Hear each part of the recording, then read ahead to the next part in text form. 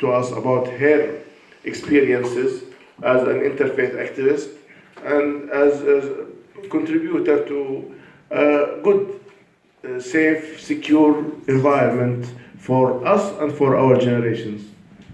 Okay, thank you very much, Dr. Saeed. Peace be with you all, brothers and sisters, and salam alaikum.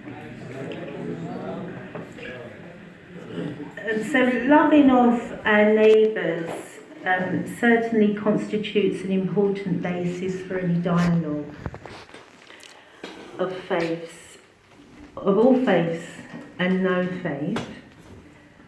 And so indeed, to love our neighbours, we need to get to obviously know them better. And in order to know who they are and who we are, we often have to find ways to break down our ancient prejudices. So I've spent time engaging with my sisters and brothers over many years, and I've been described, as you've heard, as an interfaith activist. And I'm going to talk and take some time to reflect on some of my experiences of interfaith dialogue, but also observations of others.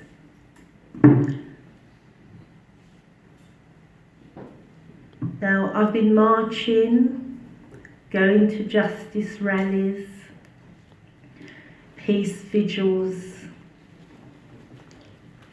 holding discussions, pushing and nudging and pulling the people in my mostly white Catholic church. Can we hold a banner? Can we have a presence at anti-racist, Islamophobic protests? Can we ensure that we have a presence to combat the far right? I live in the Diocese of Westminster, but I'm quite east, so I'm near Tower Hamlets, and we have East London Mosque, and that has been a flashpoint for many demonstrations and a lot of hate over recent times. I used to be a local councillor in that area. So, trying to ensure that we work with our brothers and sisters in the mosque who are facing very challenging times. And our relationships have been very fruitful over the years. We've worked with, in that part of East London, I've also had the opportunity to work with the Jewish community, the liberal and Orthodox Jewish community, who there's not so many now as when I first lived there. My mum first settled around that area, maybe in the 50s. There was quite a large Jewish community then in East London. So we've been working together with the Muslim and the Christian communities, and there's a lot of cohesion. And the current mosque has purchased an old synagogue in Settle Street, which is going to be preserving all the former heritage, because it is listed, part of it is listed, but it will be keeping the archives of the East London Mosque also there. So you can see we're working together, we're building bridges. But we still are the target of a lot of hate and distrust in the area. I also do work with the Regent's Park's Mosque, and have spoke with our brothers and sisters over at the Regent's Park Mosque. And I've been a founding partner of the Christian Muslim Forum and do some work with the Westminster Faith Network. And overseas, we decided to go overseas and go to Jerusalem together. So there's a group of us from East London Mosque and from some of the churches, and we went over to Jerusalem and decided to learn more about a deeper understanding of our faiths and our journeys. We're all in different places, but we visited Al-Aqsa Mosque and the Western Wall and the Church of the Holy Sepulchre and the Mosque of Omar and Temple Mount, Mount of Olives and so on, and all the four corners of Jerusalem, Muslim, Christian, Jewish and Armenian. And we know that there has, like we have, working together can be a struggle, and there has been disputes, but like many of you who are passionate about social justice, this experience also enriched our lives, and we were able to come back with more of a deeper understanding about our Abrahamic faiths, and to come back and give more talks to our local communities and engage with local people about how we can work together as faith communities. So we're often told, and I'm often told, be patient, be gentle, people making injunctions to say, things will take time, don't run before you can walk. When I'm trying to get them to move from their, they can be quite conservative, in the church where I am, and get them to do some more direct action and to come out and put their faith into action by coming onto the streets, supporting the mosque, making banners and taking those on to the streets. And it was interesting to see the Bethlehem Coptics women's crafts and to listen to their struggles and how they their daily struggles when they're trying to import goods and materials to use to work to make their crafts with their for their cooperative, and how they work together as a cooperative. And you do learn lessons from their experiences. And just the daily struggles which I found when I was in Jerusalem, and even when I was with the imam or the bishop, and they would still, they would stop us at the checkpoints and search our bags, search the bus, stop our coach, a minibus, and ask us all to get off, and we'd have to show our ID. Even I thought when I was with the clergy that I would get a bit of a pass there, but no. Unfortunately not. You had us more. Yes, indeed. So the interactions with other faiths obviously make a positive impact on all our lives, and our shared social justice issues can be tackled with a sharing of resources with the Muslim Sikh Christian community. And we've seen some of the biggest injustices like food poverty and the impact that if we work together as faith communities we are able to have on tackling the scandal of poverty in our the rich environment what we live in London, the wealthy city that London is. But there's also another rationale, and the gospel itself does not permit us to shut the door on reconciliation. So if you look at 2 Corinthians and chapter 5 verses 17 to 18, the point I think it's making, it says that therefore if anyone is in Christ, he or she is a new creation. and everything has passed away, and we see everything has become new. All this is from God, who reconciled us to himself through Christ, and has given us the ministry of reconciliation.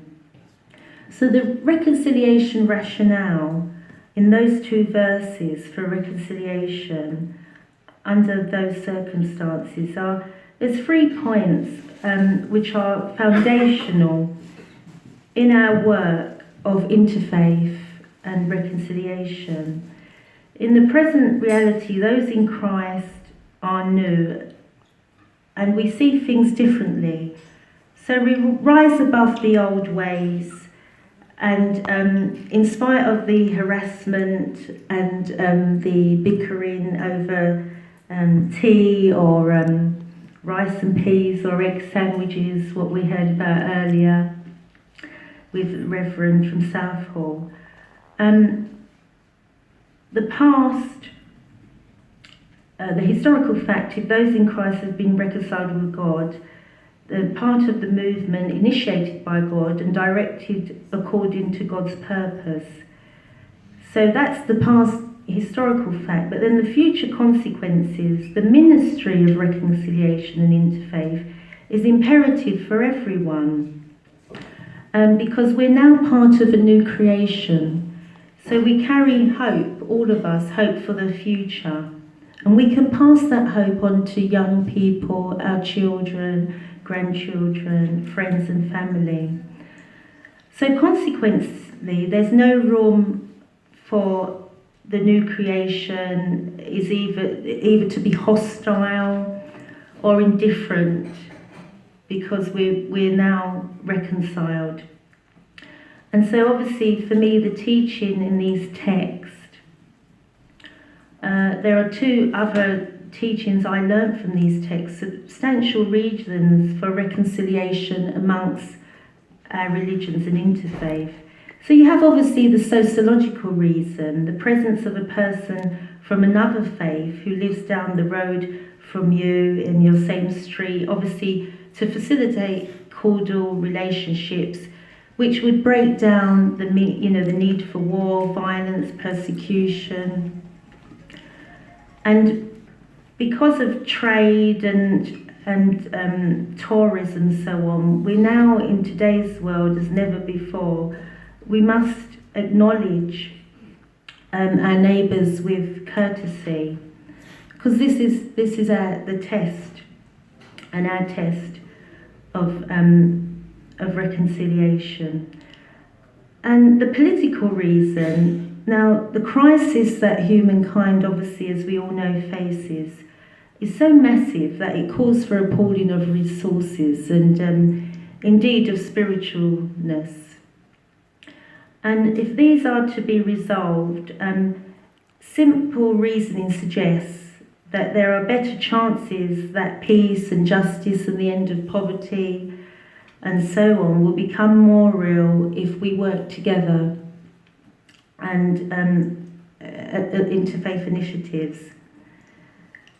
And so this obviously means that the vast majority of us have interacted as sincere believers, and we're also receptive to the values and dignity of those that disagree with us.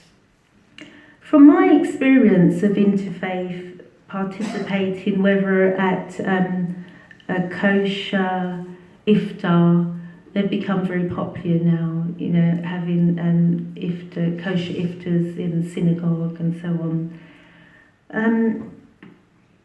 It gives another, having that the shared faith and shared spirituality gives, it builds up trust, and it lowers people's defensiveness. And it's also quite a valuable insight into people's lives, and then the subsequent discussion from those interactions you make, friends. People always find commonality when it comes to food. As we know, that's a great a great way for people to reconcile their differences. And the popular parable, just returning to the scriptures of the Good Samaritan in Luke chapter 10, verse 25 to 37, was obviously the story of the Good Samaritan. And so reconciliation is at the heart of this parable, and each of us have something in the form of spirituality to offer the other. And it is doing so that all are enriched. I just want to finish, though, to conclude with a story of an attempt of interreligious reconciliation that ended a little bit in disaster, and reflect on that. So there was some tension between the Roman Catholics and the Jews, and in a particular place, I won't say where, and the Roman Catholic cardinal invited the chief rabbi to resolve the problem over a meal. Now, unfortunately, there was some food on the menu that was taboo for the rabbi, and there was some flesh of pigs and crab, seafood and so on. And every time such a dish was served, the rabbi would politely refuse, and the cardinal would say, try it, it's nice. Well, they managed to get through the meal somehow, and when the rabbi got up to leave, he said, Cardinal, that was a very thoughtful meal, and thank your good wife for making it, preparing it. And the cardinal was deeply offended. I said, Rabbi, I'm not permitted, we are not permitted to marry. To which the rabbi enthusiastically responded, try it, it's nice. So that's not the way to do it. So thank you very much.